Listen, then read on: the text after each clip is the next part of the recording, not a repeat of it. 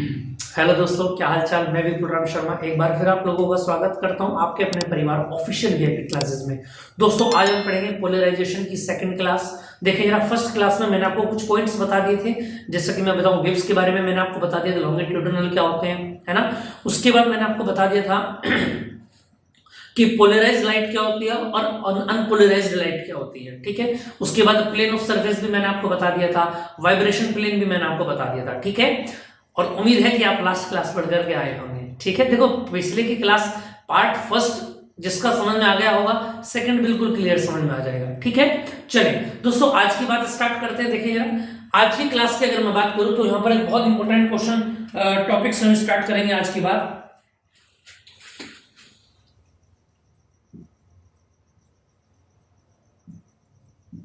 ध्यान देंगे आप, ब्रिस्टर्स लॉ, ठीक है। हिंदी वाले लिख लेंगे ब्रूस्टर का नियम, ठीक है, ब्रूस्टर का नियम।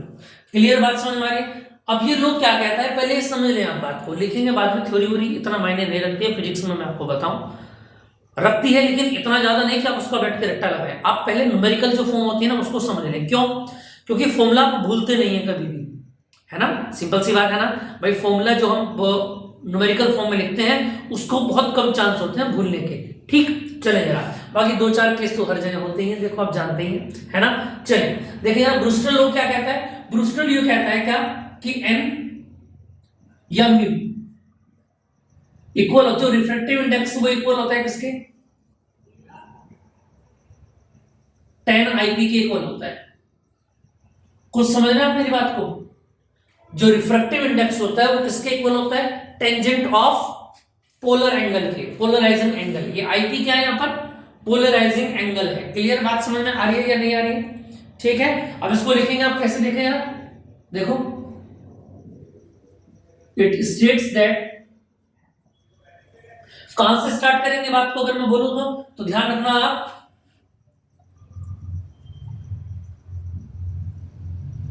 when a light is incident on a polarizing angle at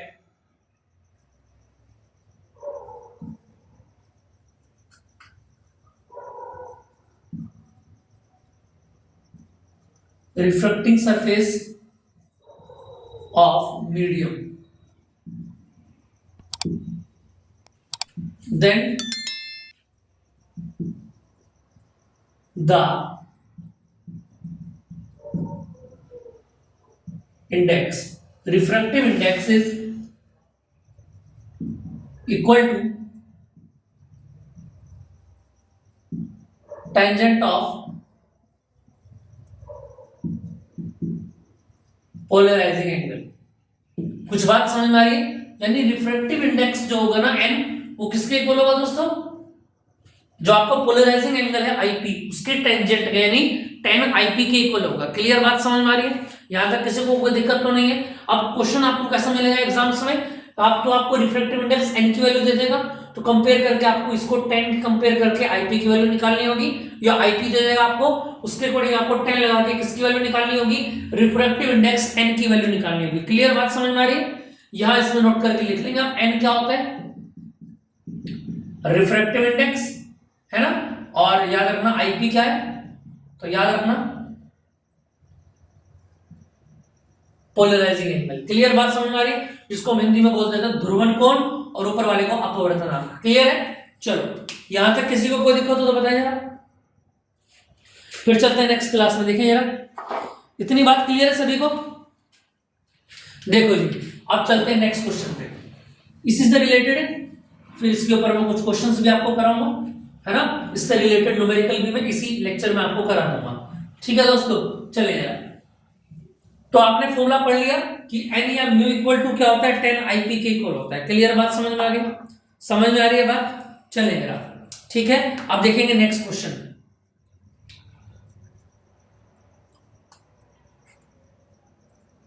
देखो अब नेक्स्ट देखते हैं, फॉर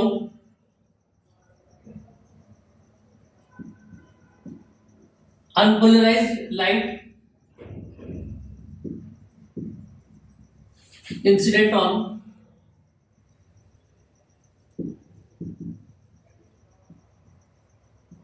पोलराइजिंग सरफेस। तो आपको प्रूफ करना है क्या, और प्रूफ ये करना है कि आपको IP प्लस R जो होगा ये 90 के इक्वल होता है, π/2 के इक्वल होता है। ये बात आपको प्रूफ करनी है यहाँ पर। भैया बात समझ में आ रही है या नहीं आ रही है, बताना जरा। अब देखो क्वेश्चन में एग्जाम में बताया क्या गया है, इस तरीके से देख लिया। यहाँ पर डायग्राम में बना रहा हूं उसका, यहां ध्यान देंगे आप। सबसे पहली बात अनपोलराइज्ड लाइट है, तो अनपोलराइज्ड लाइट में क्या होता है, जितने भी इलेक्ट्रिक वेक्टर होते हैं सारे के सारे चारों दिशाओं में दौड़ते हैं। ये कौन सी लाइट हो गई, अनपोलराइज्ड लाइट। क्लियर बात समझ में आ रही है। अब ये इंसिडेंट होती है किसी एंगल के ऊपर, ठीक है। और याद रखना यहां पर क्या होगा, जो सीधे वेक्टर जाएंगे वो कैसे जाएंगे, इक्वल टू सरफेस। ये सारे के सारे इक्वल टू सरफेस होंगे। और इन वालों की बात अगर हम करें तो बताओ ये कैसे होंगे, पैरेलल होंगे। ये अनपोलराइज्ड है, याद रखना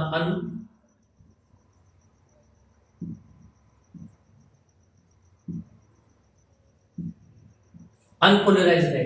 क्लियर बात समझ में आ रही है। अब याद रखना यहां जो इंसिडेंट एंगल बनेगा इसको आप बोल रहे हैं IP, है ना। क्लियर बात समझ में आ रही है या नहीं आ रही है, ठीक। और ये एंगल आपको कहलाता है R। इतनी बात समझ में आ रही है या नहीं आ रही है, बताना जरा। यहां तक किसी को कोई दिक्कत, चले आगे। इतनी बात अगर क्लियर हो गई हो तो चले भैया।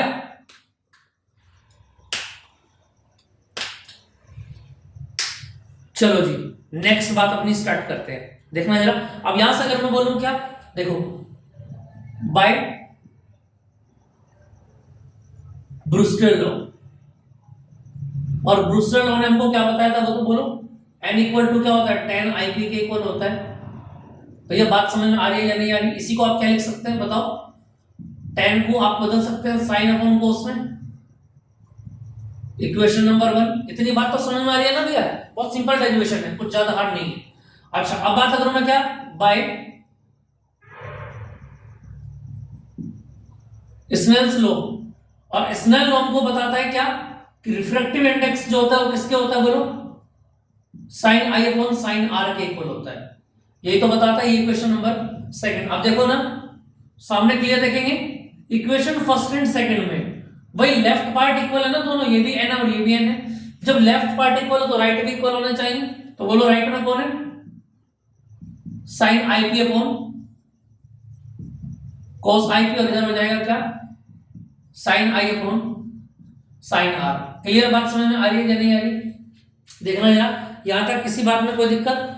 अच्छा ये वाला IP लगेगा यहां पर, तो देखो जरा इससे कैंसिल हो गया और यहां बच गया क्या, cos IP, और ये बच गया क्या, साइन R। हमको क्या निकालना है, हमको केवल एंगल चाहिए, IP भी और R भी है। लेकिन हमको क्या करना पड़ेगा, या तो इसको साइन में बदलो या उसको कोस में बदलो। तो साइन R को जब कोस में चेंज करेंगे तो क्या होगा बोलो, 90 में से माइनस कर सकते हो ना भैया। कोस से कोस कैंसिल हो गया तो IP इक्वल टू क्या आ गया बोलो, π/2 माइनस R, और R को इधर ले आओ तो ये बन गया IP plus R equal to π/2। और यही तो आपको चाहिए था, बताना जरा। इतनी बात क्लियर समझ में आई या नहीं है, जल्दी से देखिए बताओ जरा, समझ में आ रही है बात या नहीं। तो दोनों एंगल का जो सम होगा दोस्तों वो कितना हो जाएगा भाई, देखो दोनों एंगल का सम मिलकर के बनाता है क्या, π/2, और वही π/2 हमको यहाँ पर दिखाई देगा क्लियर एकदम 90 डिग्री का एंगल।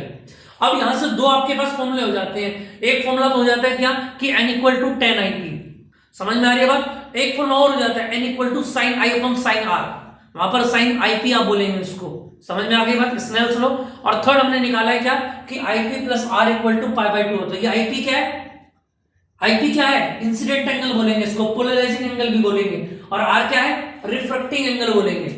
समझ में आ रही है बात। एग्जाम्स के अंदर IP देकर R पूछ लेगा या फिर R देकर IP पूछ लेगा 1 मार्क्स में, ठीक है। यहां से एकदम सिंपल क्वेश्चन बनने वाला है, कोई ज्यादा लंबी चौड़ी खिचड़ी यहां से पिटने वाली नहीं। क्लियर है दोस्तों, मजा आ रहा है पढ़ाई में। चलो अब पढ़ते हैं कुछ नया, देखिएगा इसी चैप्टर से रिलेटेड कुछ पॉइंट्स हम देख लेते हैं आगे के, जिनसे देखिएगा इतना क्लियर होगा। इसका स्क्रीनशॉट आप लेना चाहे तो ले सकते हैं, ठीक है, फिर मैं आगे की बात आपको कराता हूं।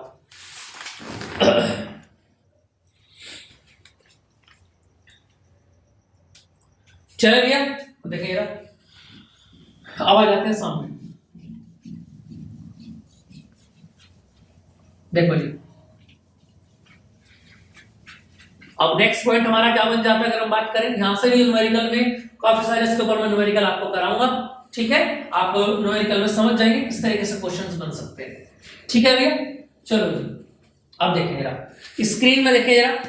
अब यहां से आप ध्यान रखेंगे नेक्स्ट पॉइंट क्या हो जाए हमारा,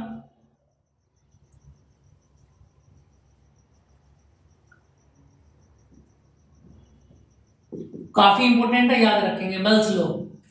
क्या नाम लिखा सामने, मेल्स लॉ। ठीक है, और ये एग्जाम में पूछा जाता है, ध्यान रखना भैया, मेल्स लॉ। ठीक है, अब देखिए आपको स्क्रीन पर दिखाई दे रहा होगा, अगर मैं बात करूं तो क्या लिखा हुआ दिखाई दे रहा है, देखिए जरा क्या बताया गया स्क्रीन में, इट स्टेट्स दैट, देखिए जरा सामने क्या लिखा हुआ है, it states that when a completely plane polarising light beam is incident on an analyser. ठीक है, एनालायर में अभी आप बताऊंगा आपको क्या होता है, the intensity of the emerging light, यानी कहने का मतलब ये है क्या कि याद रखो, देखो जरा, जब भी कोई completely plane polarised beam, beam का मतलब क्या होता है, बहुत सारी जहां पर तरंगे एक साथ इकट्ठा हुई हुई हो, है ना, जब पोलराइजिंग लाइट का एक बीम या ग्रुप किसी के ऊपर डाला जाएगा, एनालाइजर के ऊपर, किसके ऊपर डाला जाएगा, याद रखना एनालाइजर के ऊपर,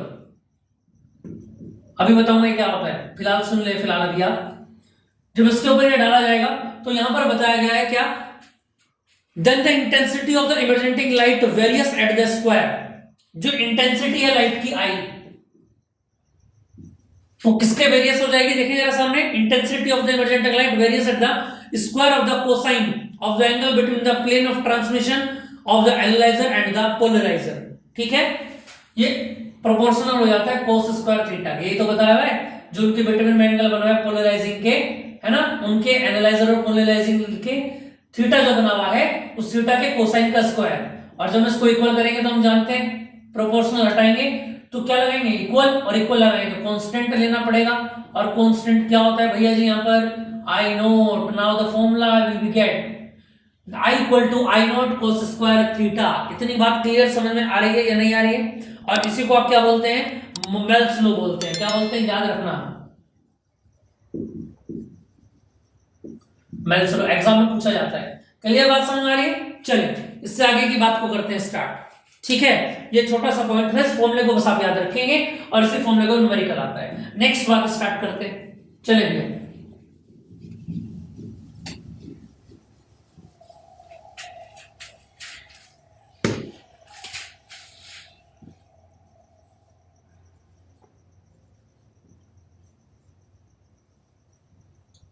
लास्ट टॉपिक है और इसके बाद आपका वेव ऑप्टिक्स कंप्लीट।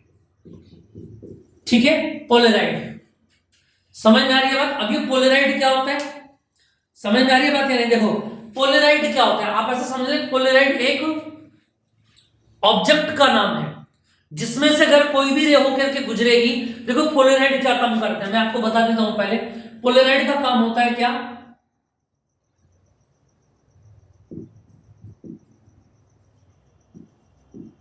जो अनपोलराइज्ड लाइट होती है उसको कन्वर्ट करता है किसमें,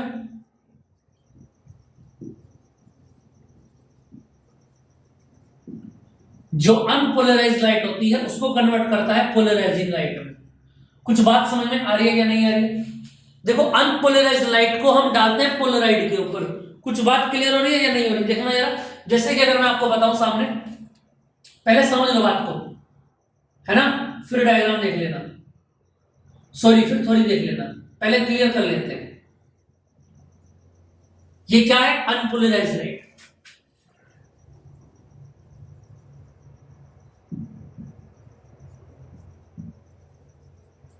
ये अनपोलराइज्ड लाइट है, इतनी क्लियर सभी को समझ में आ रहा है, और इसको हम डालते हैं कहां, पोलराइड के ऊपर, ये लो जी, ये ओवल शेप का होता है पोलराइड, और पोलराइड के जो एक्सिस होते हैं वो कैसे होते हैं, इस तरीके से होते हैं, परपेंडिकुलर, सीधे सीधे। भैया बात समझ में आ रही है क्या नहीं आ रही, बताना जरा। ठीक है, इस पोलराइड के ऊपर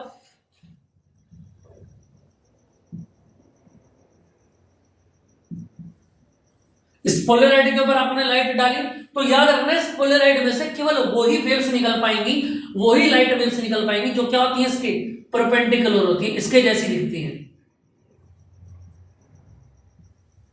बताओ जरा, आ रही है बात समझ में नहीं आ रही है? और इसी को आप क्या बोलते हैं? Polarising light. बताओ कन्वर्ट कर दिया या नहीं कर दिया? अनपोलराइज से क्या बना दिया? पोलराइज्ड लाइट बना दिया। इतनी बात समझ में आ रही है या नहीं आ रही है? क्लियर है इतनी बात? चलो अब इसके बाद नेक्स्ट बात देखते हैं क्या। अब इसी लाइट को थ्योरी में यही सब लिखेंगे, ध्यान रखना भैया, थ्योरी में यही सब बातें लिखेंगे, कुछ भी याद करने की जरूरत नहीं है, जितना मैं लिखा रहा हूं यही सब थ्योरी में लिखने को मिलेगा, देखेंगे अभी आगे। अब हमने क्या करा देखो, सेकंड बात मैं कहता हूं क्या, सेकंड बात मैं आपको बताता हूं कि पोलराइड पर हमने जो पहली लाइट डाली है, अब ये नया बात आ गई, जब आप अनपोलराइज्ड लाइट को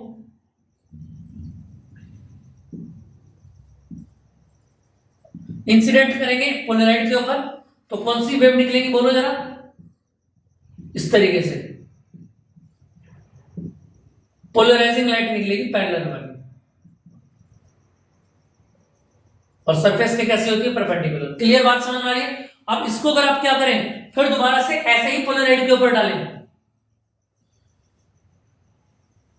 फिर दोबारा से ऐसे ही पोलराइड के ऊपर डालें।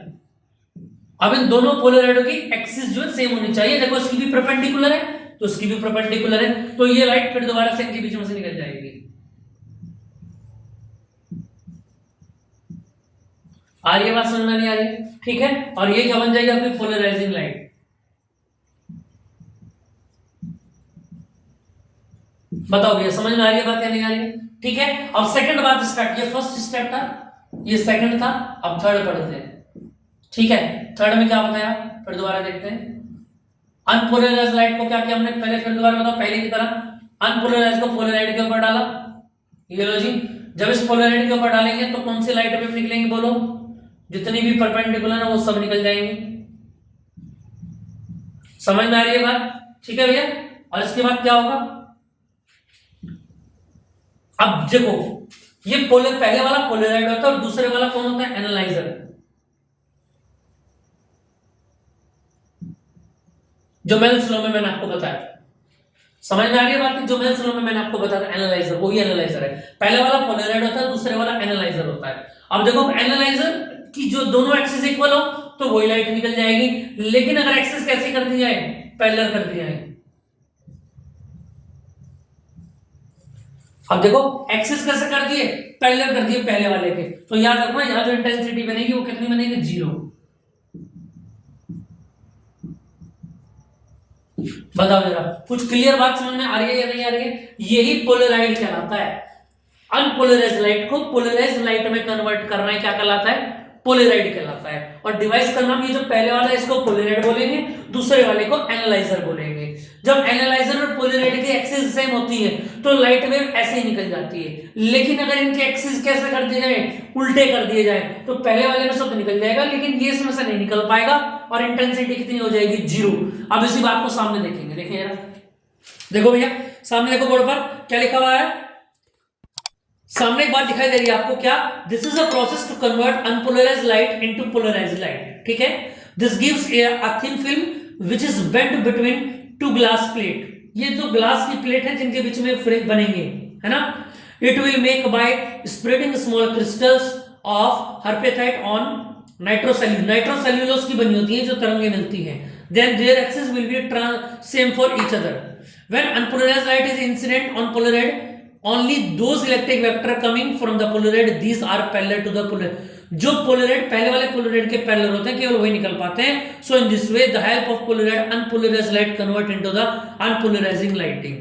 क्लियर बात समझ में आ रही है? ठीक है, लेकिन अगर हम एक्सिस को बदल दें, समझ में आ रही है बात? When unpolarised light is incident on analyser, analyser which axis is perpendicular to the axis of polaroid, then the intensity will be 0। Clear? ये इसमें लिखा हुआ नहीं है, आप लिख लेंगे जो मैंने बोला है। समझ में आ रही है बात है? नहीं, इस पीडीएफ में नहीं डाला गया है। क्लियर बात समझ में आई या नहीं आई बताना जरा। यहां तक की बात समझ में आ गई? यानी कहने का मतलब ये है कि केवल वे ही, देखिए जरा सामने आ जाए, केवल वे ही इलेक्ट्रिक वेक्टर जो होते हैं निकल पाएंगे जो क्या होंगे? इसकी वैल्यू के इक्वल होंगे, है ना। जो क्या होंगे इसके, कैसे होंगे, एक्सिस के सेम होंगे। और जो एक्सिस के सेम नहीं है उनका क्या होगा, वो क्या बनाएंगे, इंटेंसिटी जीरो इंटेंसिटी बनाएंगे। क्लियर बात समझ में आ रही है। चलिए जरा अब इससे आगे की अगर मैं बात करूं तो कुछ न्यूमेरिकल देख लेते हैं। कुछ टॉप 10 न्यूमेरिकल मैं लेके आया हूं, उनके ऊपर हम बात करते हैं। चैप्टर आपका एंड हो जाता है। लो जी, वेव ऑप्टिक्स आपका कंप्लीट हो गया।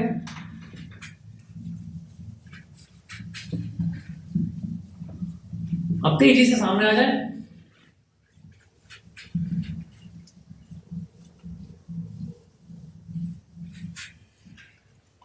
देखो ये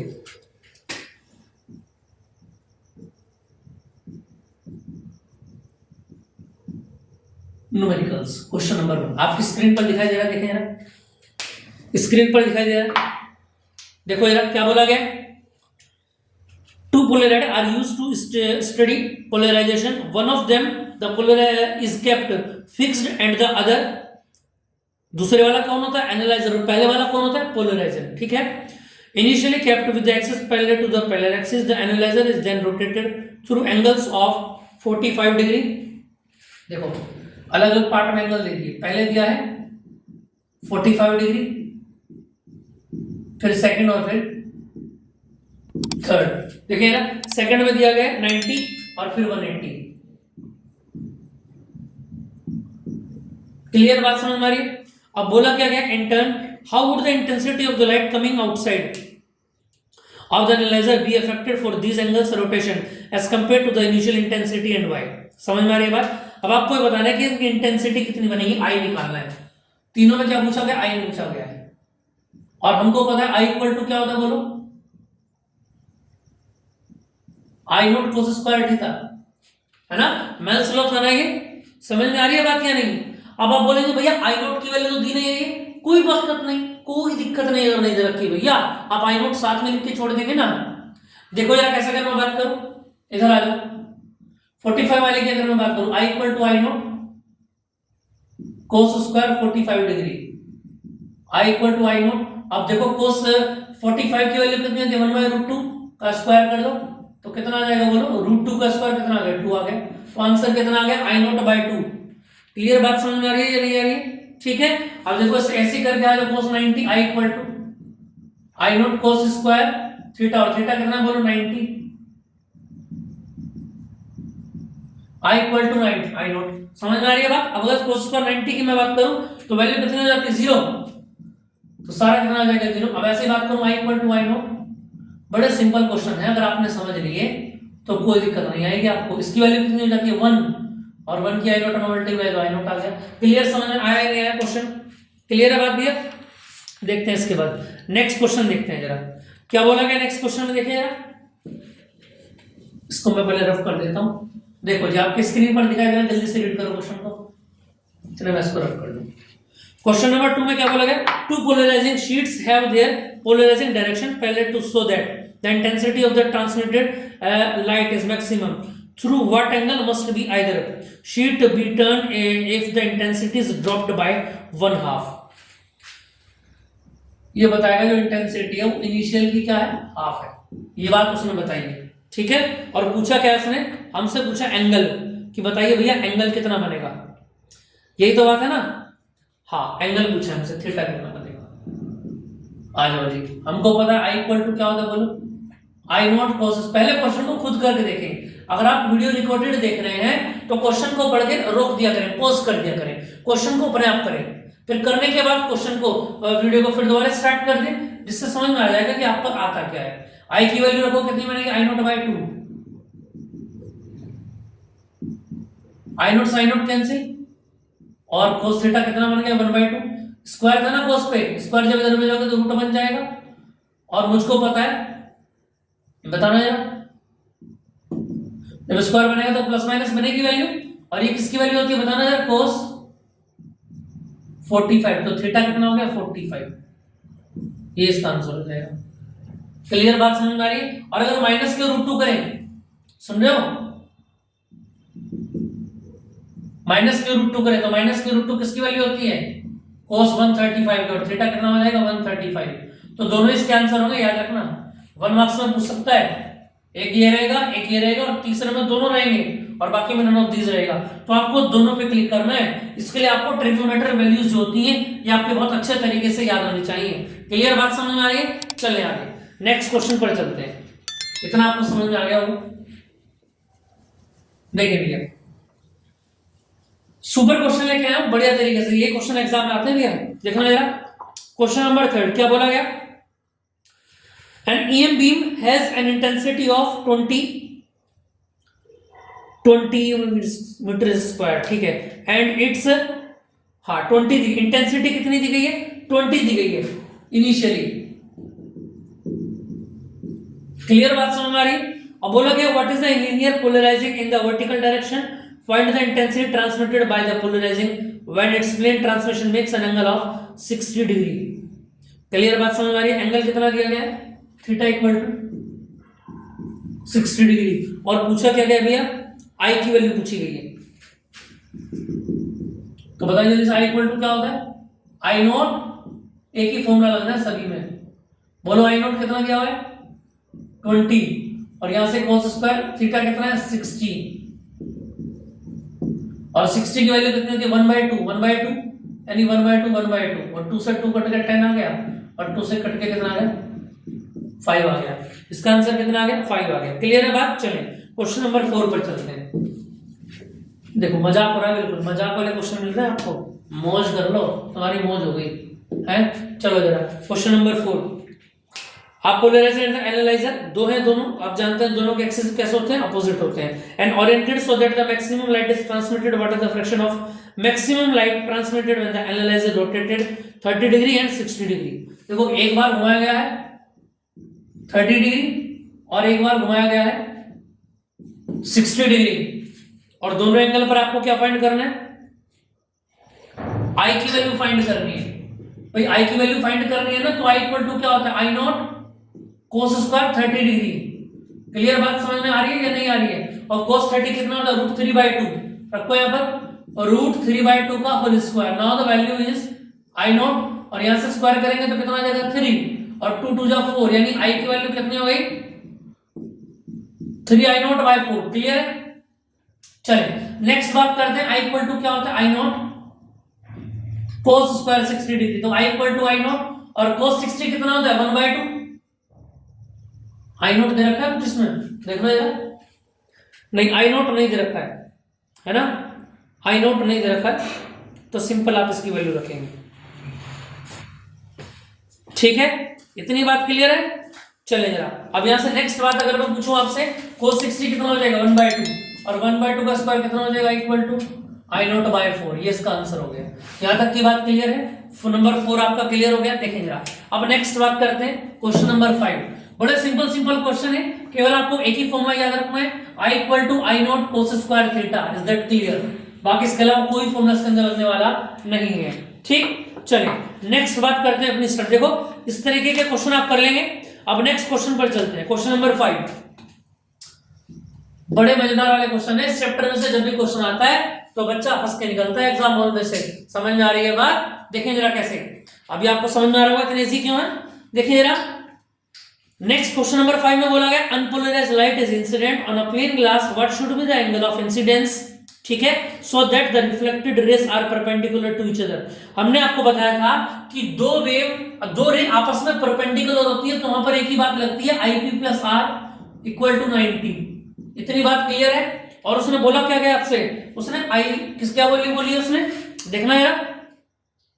उसने बोल रखा है क्वेश्चन के अंदर on a plane that incident so that the rays perpendicular to each other. Clear है? चलो यहां से उसने बता रखी है आपको n की वैल्यू। देखें यार n की वैल्यू दे रखी है उसने आपको 1.5, है ना? और देखना जरा n इक्वल टू अगर मैं आपसे पूछूं तो कितना होता है? 10 IP के इक्वल होता है। समझ में आ रही है बात? पूछा क्या उसने हमसे? IP तो पूछा है इसमें, हाँ IP उसने हमसे पूछा है।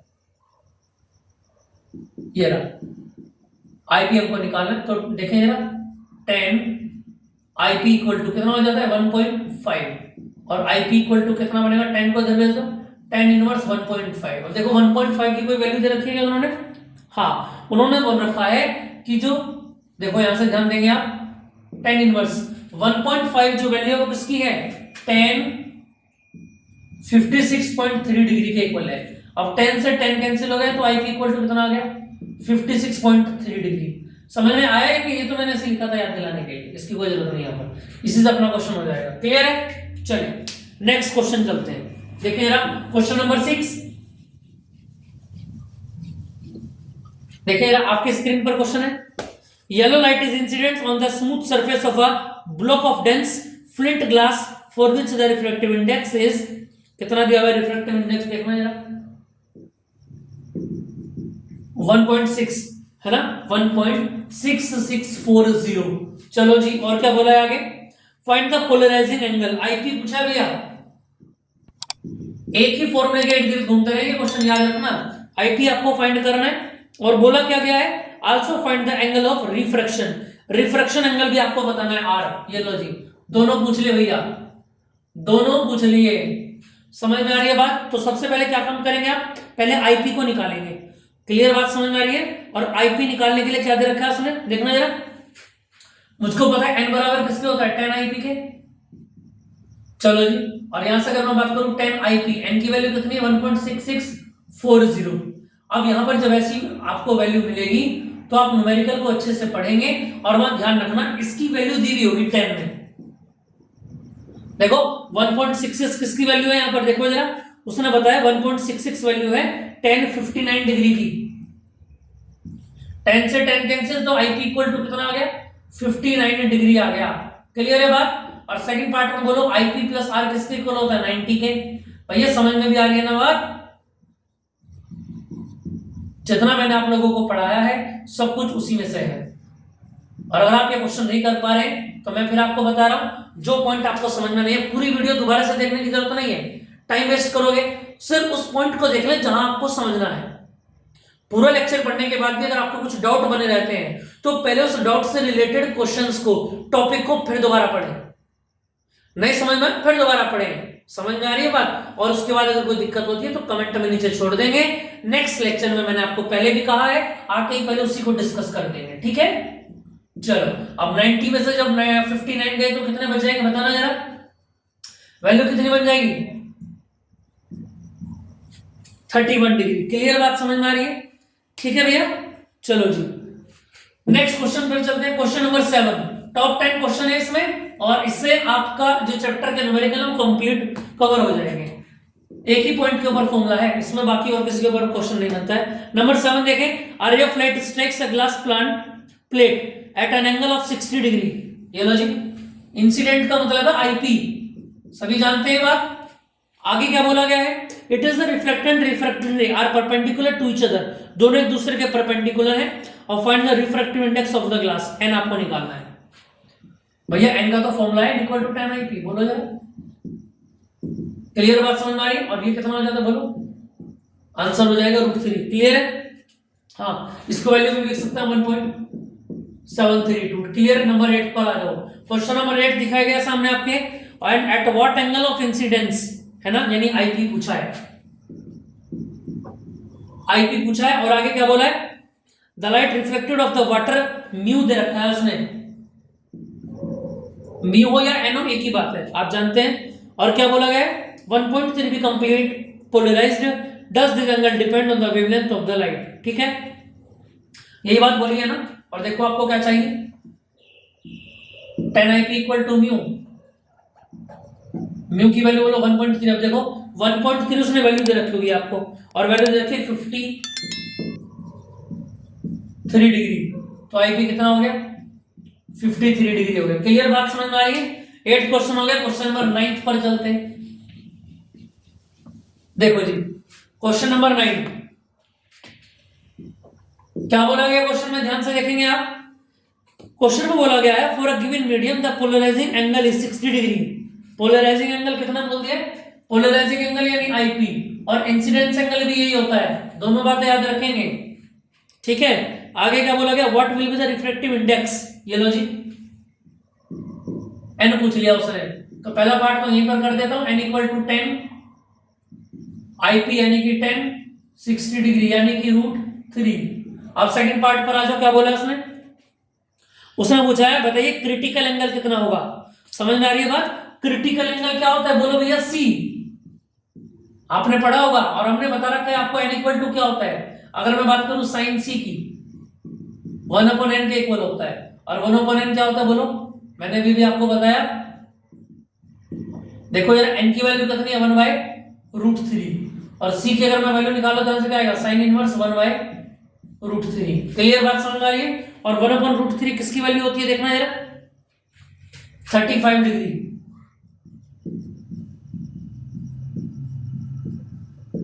16 मिनट, साइन से साइन कैंसिल हो गया और एंगल सी कितना आ गया 35 डिग्री 16 मिनट।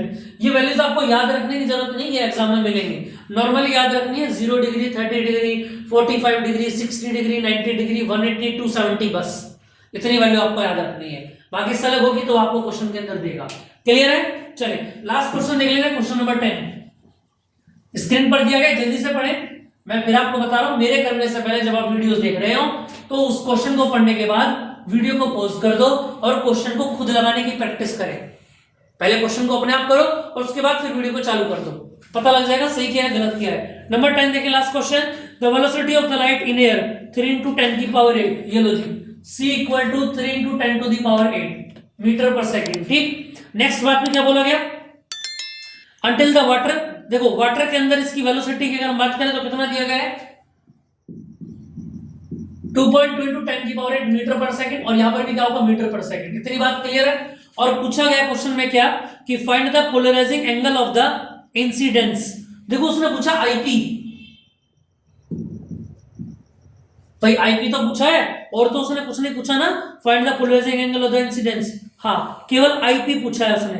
अब देखो आईपी निकालने का तरीका क्या है, मैंने आपको बताया कि 10 आईपी का फॉर्मूला होता है n। इस आईपी की वैल्यू आप कब निकाल पाएंगे, जब इस n की वैल्यू आपको पता होगी। क्लियर है। चलो जी ये तो हमको समझ में आ गया। तो भैया ये बताओ ये n कहां से आएगा, ये लो जी, देखो जरा n की अगर मैं वैल्यू, तो इन दोनों के लिए मैंने फॉर्मूला आपको बताया था जब मैंने हाइगेंस प्रिंसिपल आपको कराए थे, है ना, हाइगेंस प्रिंसिपल कराए थे। और वहां मैंने आपको एक बात बताई थी कि रिफ्रैक्टिव इंडेक्स का एक फॉर्मूला और भी होता है, क्या, c/v। इसको आप दूसरे तरीके से भी लिख सकते हैं, क्या, speed of light in vacuum. ये तो फिक्स होता है ऊपर वाला, समझ में आ रही है ना, ये वैल्यू लाइट की फिक्स होती है वैक्यूम, वैक्यूम मतलब जहां एयर भी ना हो। ठीक, और ये क्या होता है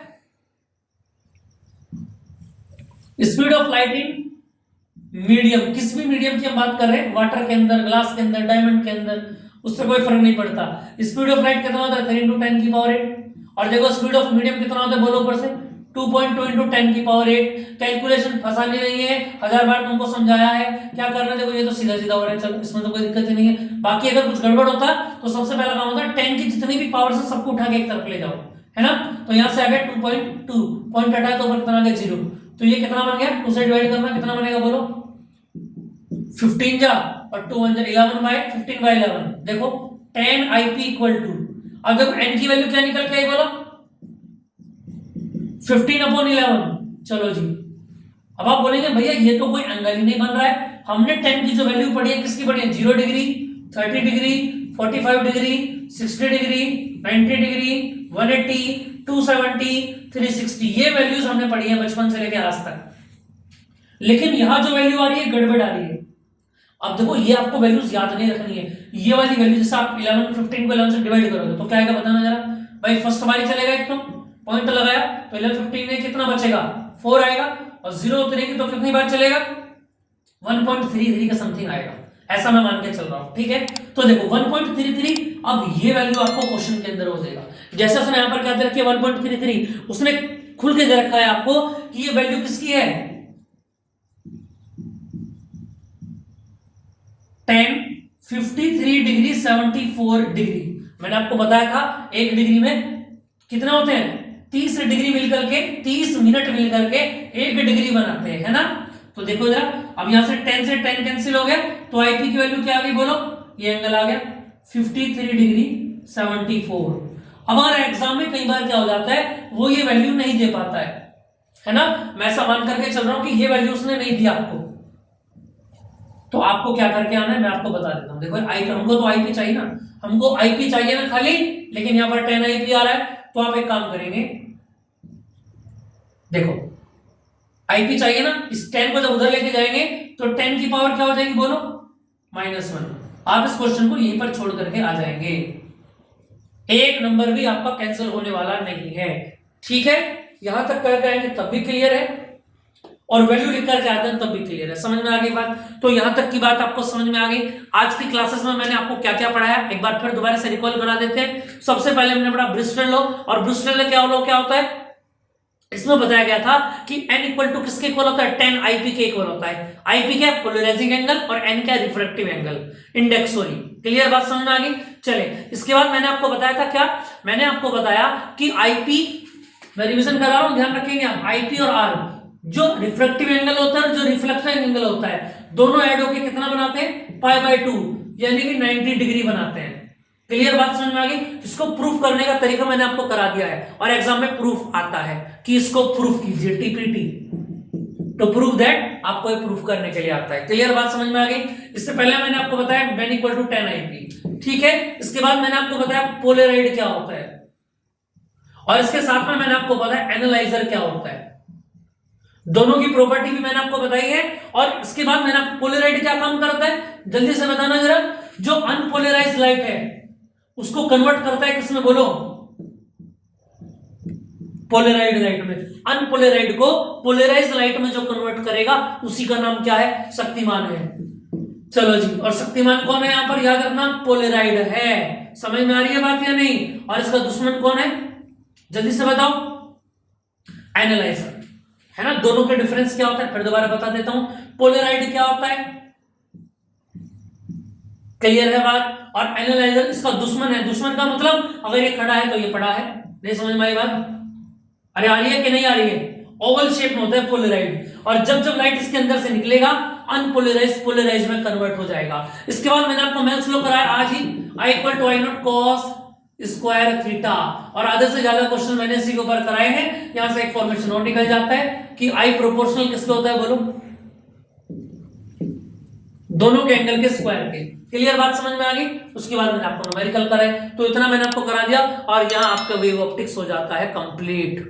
ठीक है, समझ में आ गई बात? अब कुछ बच्चों का आ रहा था कि भैया एनसीईआरटी क्वेश्चन कैसे करेंगे।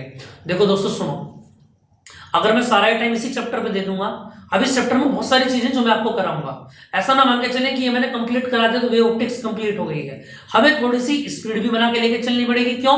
क्योंकि अभी हमारे सैंपल पेपर पेंडिंग पड़े हुए हैं। इसके साथ में मैं अलग प्लेलिस्ट स्टार्ट नहीं कर सकता हूं सैंपल पेपर की। क्यों? क्योंकि अभी मैंने केवल आपको एक ही यूनिट कराई है वेव ऑप्टिक्स, और सैंपल कराऊंगा तो सैंपल में एक यूनिट तो आएगी नहीं, आगे की 4 यूनिट भी आएंगे, कहीं ना कहीं क्वेश्चन फंसते भी रहोगे। अब ऐसा तो है नहीं कि केवल वेव ऑप्टिक्स के ही क्वेश्चन कर लोगे सैंपल में से, और जयराम जी की कम से कम 4 में से 3 यूनिट हमारी होनी चाहिए, तब जाके सैंपल करने में मजा आएगा। क्लियर है? अब 3 यूनिट करानी है, मात्र 20 दिनों में मैं इसको कंप्लीट करने का टारगेट लेके चल रहा हूं, ध्यान रखेंगे, है ना। जिसमें बीच में मैराथन भी होंगी, और एक एक यूनिट को मैं, जैसे आटम वगैरह हो गया, उनको एक एक 3-3 घंटे की मैराथन में कंप्लीट करा देंगे। समझ में आ रही है बात या नहीं? वो पूरा एक वीडियो आपको मिल जाएगा, ठीक, विद न्यूमेरिकल। जब इसको मैं एक बार कंप्लीट करा दूंगा तो मैं फिर दोबारा से इसको लेकर के आऊंगा बेस्ड ऑन एनसीईआरटी क्वेश्चंस। क्यों? जब हम एक बार लेवल 1 में सारी चीजें अपनी आंखों से निकाल देंगे ना, फिर दोबारा से जब मैं लेके आऊंगा तो थोड़े से टिपिकल क्वेश्चन, थोड़े से अपग्रेड क्वेश्चन में लेके आऊंगा, जिसमें प्रीवियस ईयर भी होंगे और कुछ गैस लगाए हुए क्वेश्चन भी होंगे जो मैं आपको लगा के दूंगा। क्लियर बात समझ में आ रही है? ये स्ट्रेटेजी आपको समझ में आ गई? ऐसे ही हमको चलना है। समझ में आ गई बात? ठीक है, क्लियर है बात? चलो मिलते हैं नेक्स्ट क्लास में। अपना रिवीजन रेगुलर रखिए। किसी दिन क्लास वजह से नहीं हो पाती है तो टेंशन की कोई बात नहीं है, कई बार टाइम भी नहीं मिल पाता है क्योंकि ऑफलाइन बैचेस भी बहुत सारे होते हैं, ठीक है ना। तो आप समझ सकते हैं बात को, ठीक। उस दिन आप अपना रिवाइज कीजिए, बाकी का काम बाद में देखेंगे, ठीक है दोस्तों। जय हिंद, जय भारत।